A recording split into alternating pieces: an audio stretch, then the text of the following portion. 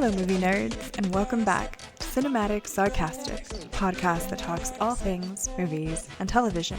I'm Natalie, and I'm your host. On today's episode, we are going to be talking about the Serpent Queen. I just finished the first episode. I have so many thoughts. I am so excited. So let's just jump into it.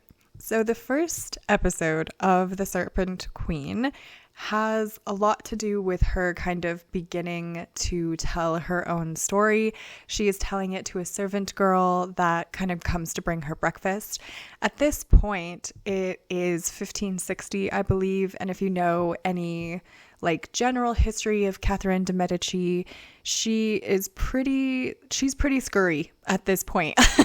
People are very scared of her. The servants are all scared of her.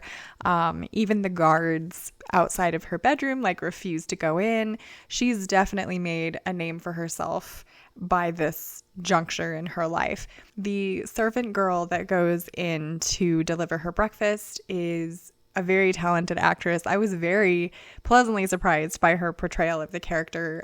She plays a girl named Rahima, and that is played by the actress, forgive me if I mispronounce her name, Senia Nanua, I believe is how you say it.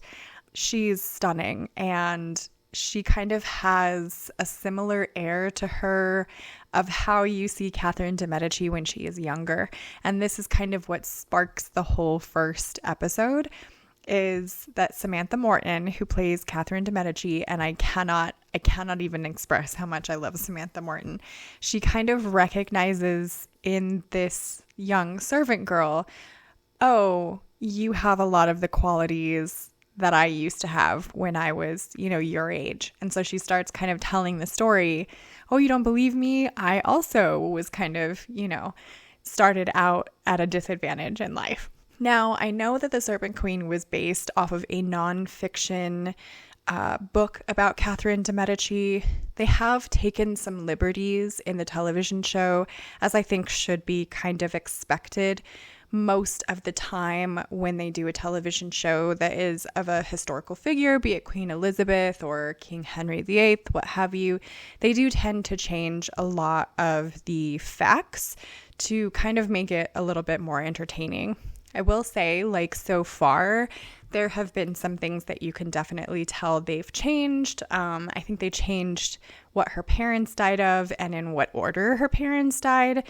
And then they changed kind of a couple of other things along the way, which I am not mad about. But again, I am also not Italian. So I don't know if, that is considered insulting or is annoying to anyone. I don't personally get annoyed if they change the facts of Abraham Lincoln or something like that. As long as the movie itself is entertaining, I'm okay. But I know there are historians out there that might not enjoy the portrayal of the Serpent Queen. For me, I'm so excited. I am so excited for this television show. I can't even begin to tell you. Samantha Morton is probably one of my top 10 favorite actresses maybe ever. I have thoroughly enjoyed her. She plays in a lot of period drama roles, or just roles that I find to be particularly unique, and I love how she does them. I know she played opposite of Tom Cruise in Minority Report. She's been in Jane Eyre. But my all-time favorite role of hers was in Harlots. That show, I'm still angry. I'm still mad about it in my heart that they canceled Harlots, because I just loved her.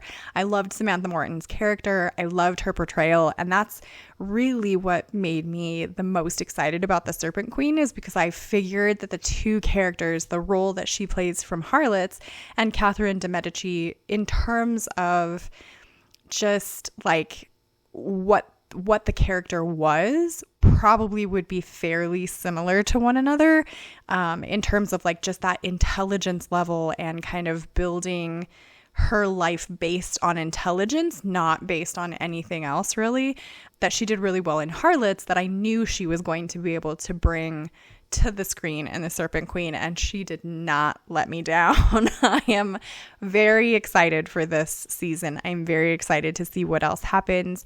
They are definitely not pulling any punches with this one. they've jumped right in on that first episode. The opener of the Serpent Queen, I was like giddy, you know, like giggling, like, yay, like bring it on. It's very Medusa-esque.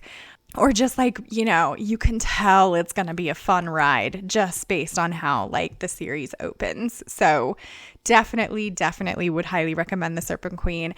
I will try to do an episode by episode, like non-spoiler review of The Serpent Queen, because I will hands down definitely be watching it. I love it. I'm ready for some more period dramas. You know, House of the Dragon is killing it and I'm loving that. So The Serpent Queen just adds to my joy really at this point. So let me know what you guys think of The Serpent Queen. Like, subscribe if you want to join the Movie Nerd family, and I hope to see you again in the next episode.